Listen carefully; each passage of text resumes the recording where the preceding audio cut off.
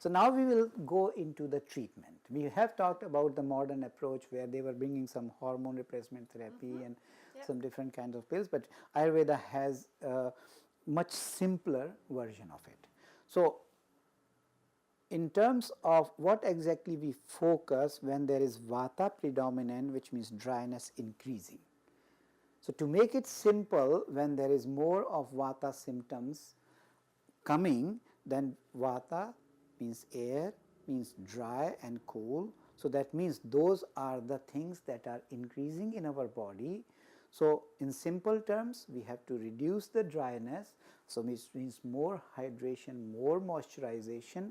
So that means we have to drink more water, we have to apply more oil. So oil massages, different kinds of oil massages, right? So those are the things that we will bring in. And and those things are not only that they are only addressing the hydration or only addressing the moisturizing part, just the touch, the action of touch, the makes loving touch and nurturing touch. It is done by yourself, your own touch to yourself, or it is done by a massage therapist or some Ayurvedic massage therapist. Either way, it works. And when we do it to ourselves, it's not just okay. No, it's not.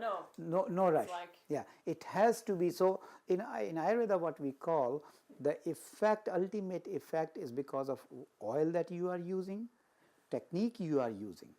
But more important than these two, to make these two effective, your attention and your intention. And if you go in with the attention that you want to feel yourself nurtured, emotionally nourished, and then also calm down, ground, if you go with that intention, you will never do like this. Then it will be very... You will never do like this to someone you love. Right. So that's why when you do self-massage, it's not only application of oil, but it's also feeling yourself. Excellent. With emotionally thinking that you need this love, you need this care, you deserve it. So with that intention. Okay? And it's a specific time just for you. Okay? So the vata treatment in general should be more nurturing, warming, right? And moistening and calming. So calming and nurturing are at mental and emotional level, and moistening and warming are because dryness is increasing, and then also some coolness. So that's why you do those things, right? Now, how do you do those things? So number one is abdominal massage. It could be full body massage or it could be abdominal massage. Generally, we recommend that sesame oil is always good. So you can find pure cold pressed sesame oil and cure it. So it should be heated a little bit and then used, and then you can apply on your body. Okay. So it's warm and it goes well in the skin. In the skin, yeah. Even when there is dryness, then the same can be used. The soak the cotton, and then it can be used for vaginal dryness by using as a tampon. That's a great idea. Yeah, and also to keep hydrated and improve if there is coolness particularly, then ginger tea will be good. So just basically take the fresh organic grated ginger, 1 teaspoon, and add into 1 cup of hot water, and then let it sit for some time, and then just drink. Just drinking that whole day will help for digestion, will help for bowel movement, will help for bringing some heat, right? And we are talking about vata type, okay? And also, so this is more at the level of what herbal teas we can do. In terms of food, we should prefer more vata balancing. So that means more herbal teas, more warm foods, more cooked meals, not the salad, cold salad may not be good, right? So even salad has to be rinsed with some hot water. Some good juices would be good. Some good fruits like melons would be good. And some apples, pears, mangoes. Let's say in the summertime. Yes. Not in the winter time like we are here. Yeah, and pomegranate juice would be good. Blueberry juice would be good. Or blueberry fruits will be good. So these are the things that will be preferred particularly. And in the grains, also light grains like quinoa, basmati rice or even wild rice, brown rice. In the dairy products like goat milk, goat cheese, goat yogurt, those are light but still nourishing. And it's although those food are easy to digest. Easy to digest, yes. Yeah. And for vata imbalance or vata type, cooked meal is always good. Yeah. Cooked and warm is always good. Yeah. Green leafy vegetables but cooked. Yeah. Right? Okay, and then in terms of again yoga, so sukh pranayam, sukh means just sitting, relax and take a deep breath, but in no rush. Just There's nowhere to go. yeah. So breathe in, breathe in. So when you are breathing, it's not just the taking oxygen in and getting carbon dioxide out. It's not that. From Ayurvedic perspective, we are taking the nourishing, grounding, cosmic prana or cosmic life breath in, and then it goes in physically at the cellular level, at the deep level, emotional level, mental level, and then all the toxins, which means here we can say carbon dioxide, but all other emotional toxins, all other mental toxins. So when we breathe out, we think, we put our attention that we are releasing all those toxins out. So that's the process of breathing, and this we can call as sukh means easy, and pranayama means breathing. So sukh breathing. Excellent. Sukh pranayama. Okay. Also meditation, different kinds of meditation are there in practice. I personally practice transcendental meditation. The point here is not which particular meditation. You should be transcending.